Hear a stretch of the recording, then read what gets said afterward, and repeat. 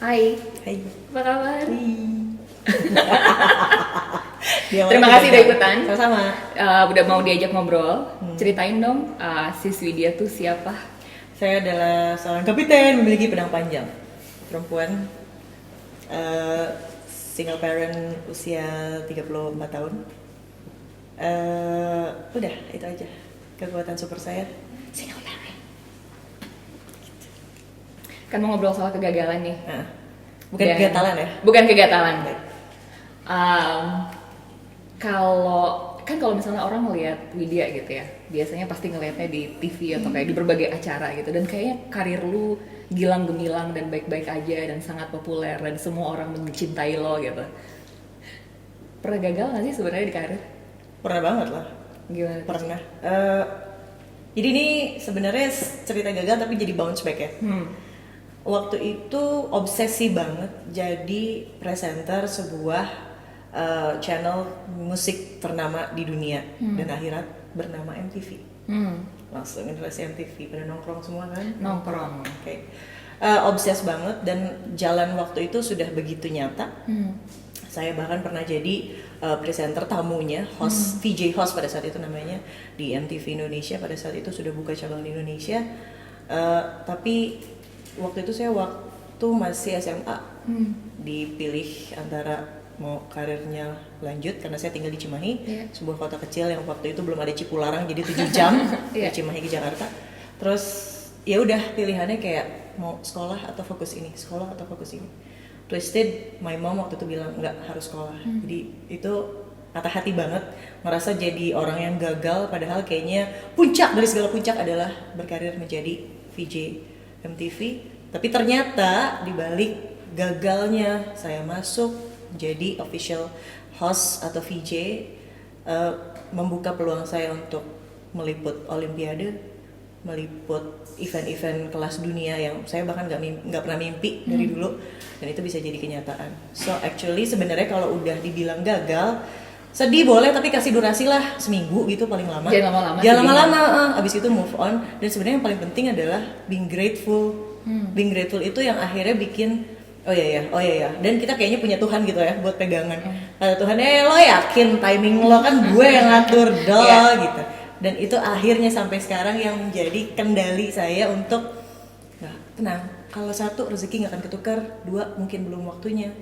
Tiga, mungkin belum waktunya tapi boleh dicepet-cepetin Tuhan. Boleh please. Ya. Dan kesempatan biasanya akan selalu ada lagi. Bismillah, insya Allah ada. Ya. Dan waktu tadi kan lu cerita ketika yang sempet nggak boleh kemudian karena pilihannya sekolah dulu gitu. Itu sempet kayak ada nggak enak-enakan gitu nggak sama nyokap? Ada banget. Tapi karena ikatan gue dan nyokap juga single parent, jadi itu kayak musuhan juga nggak akan mungkin pisah. Oke. Terus kan tadi juga lu di awal cerita kalau lu single parent.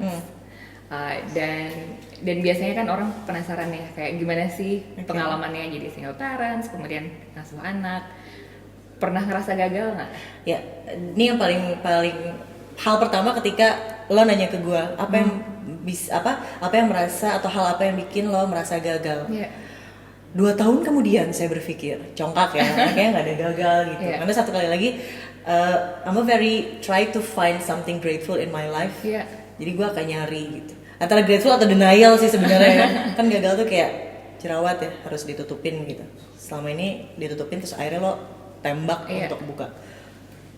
Itu yang merasa gue pernah 3 tahun pertama di umur ketiga anak gue itu I feel a fail. Bener-bener yang ibu yang gagal. Ngerti gak sih?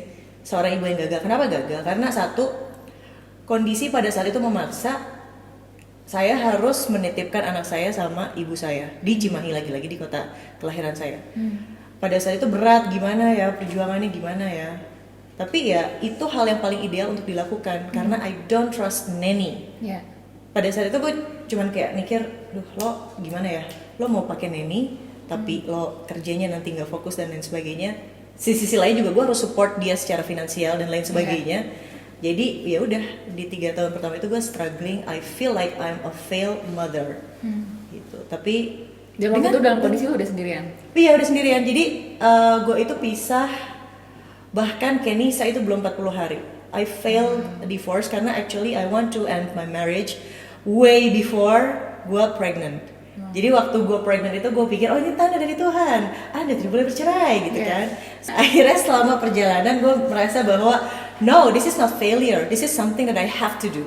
Karena kalau enggak, gue nggak bisa hidup dalam toxic relationship. Kalau ada orang bilang, oh jangan cerai kan buat anak, hell no man. Anak lo nanti mau jadi psikopat kalau lo tiap hari berantem dan lain sebagainya. Tapi yang paling berat adalah berpisah secara jarak dan fisik di 4 tahun pertama ya, 4 tahun pertama. And it's really hard karena I'm a weekend mother jadinya. Jadi ketika weekend libur baru ketemu sama anak gitu, cuman punya waktu 2,5 hari lah paling lama gitu. It's killing me inside every time we say goodbye. Jadi gue terus ini sampai sekarang? Enggak, untungnya udah enggak. Anak gue udah sengklek juga kayak mainnya. Baik. Jadi kayak kalau lama-lama Bun-bun, dia manggil gue Bun-bun. Bun-bun, kok lama-lama sih di rumah? Nanti aku sekolahnya gimana?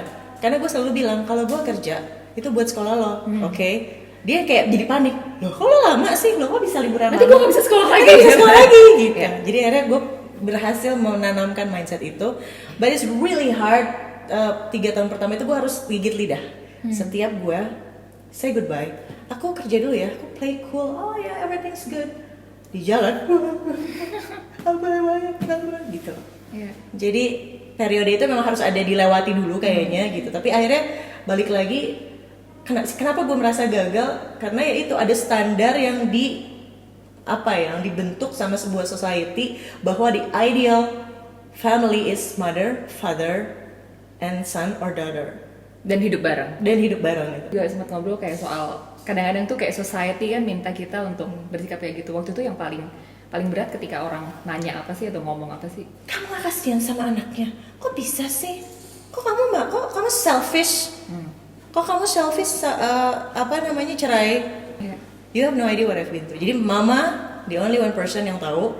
Dan ketika aku say divorce, nggak ada tuh kayak dari mama untuk aduh cuman kayak dibawa sholat sudah, dibawa istiqoroh sudah berkonsultasi dengan pemuka agama sesuai yang diajarkan dalam agama kita, ke pemuka agama, ke psikolog, even ke sex therapist and all.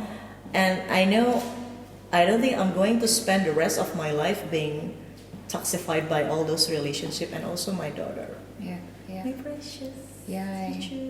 Dan penting banget sih untuk punya apa ya, kayak lingkaran hidup tuh yang nggak toksik, yang supporting lo gitu. Kayak lo. Kasih efek. Dan kalau misalnya ini sampai sekarang Kenisa masih di Cimahi? Masih. Oke. Berapa sering sekarang ketemu? I try my best itu setiap minggu, either aku yang kesana atau dia yang kesini. Karena sekarang gue alhamdulillah sudah menyewa sebuah tempat yang lebih proper. Kalau dulu kan kayak cuman kamar kos doang gitu. Kalau sekarang tuh rumah, dan dia bisa main yang memang menghabiskan quality time sama gue gitu. Jadi kalau misalnya ada weekend nanya, weekend libur, iya, tapi I always prioritize my daughter gitu. Kalaupun misalnya gue harus bekerja, gue bawa dia, biar dia tahu, hey, this is the way I work my ass off to pay your school and all gitu. Tapi dia malah kayak have someone to look up to, bahwa kalau dari kecil itu tuh lihat Bun aja udah kerja dan lain sebagainya. Jadi you have to be very independent. Like your betul. Dan itu kan penting banget kan. Jadi secara meskipun lu nggak ngomong gitu, tapi lu kan sebenarnya ngasih role model buat anak lu bahwa ini loh, kalau hidup tuh ya memang harus bekerja keras, perempuan harus bisa mandiri gitu. Supaya nggak jadi perempuan gatal. Pesan-pesan buat perempuan lain yang sedang nonton ini. You're not alone, kalian tuh nggak sendiri. Problemnya tuh yakin banyak sebetulnya yang mungkin serupa apa yang dengan kalian sekarang alami. Cuman karena itu tadi, kegagalan atau kamu merasa gagal, jadi akhirnya ditutupin dan akhirnya merasa jadi aduh nggak normal nih. Gue kayaknya sendirian. Dan gue ngerasa gue bego banget sih, kayak gini aja gue gagal gitu. Iya, padahal enggak kok gitu loh. Dan yang itu tadi, to get used to normalizing failure, itu adalah dengan surround yourself dengan orang-orang yang nggak pernah banyak kasih bacot dengan tagar stop bacot. Kalau lo nggak ngidupin gue, 1, 2, if you believe in God, somehow itu tuh akan jadi jawaban deh buat lo, serius. Apalagi kalau misal apapun agamanya ya, dalam semua ways-nya. Kalau di kita kan ways-nya Al-Quran nih gitu, baca-baca Quran, jangan sok-sok hatam tapi kagak tahu artinya ya, tolong cari dulu artinya gitu kan, ikutan kajian. Terus surround yourself with positive people, and somehow you will not feel be alone. Dan actually it's normal to be fail, it's a part, a cycle of life. Kalau Allahu Akbar, merdeka. Jadi gue pernah bilang tuh kayak you need to surround yourself with people who see your failure as a sign of resilience. Yes. Dan itu penting banget sih. Itu penting banget. And I love scallion. Let's cook together, no? Let's go, sister. Yes. Thank you for having me. You're not alone. Kita lebih baik jadi perempuan gagal daripada perempuan gatal. Sampai jumpa. Dadah.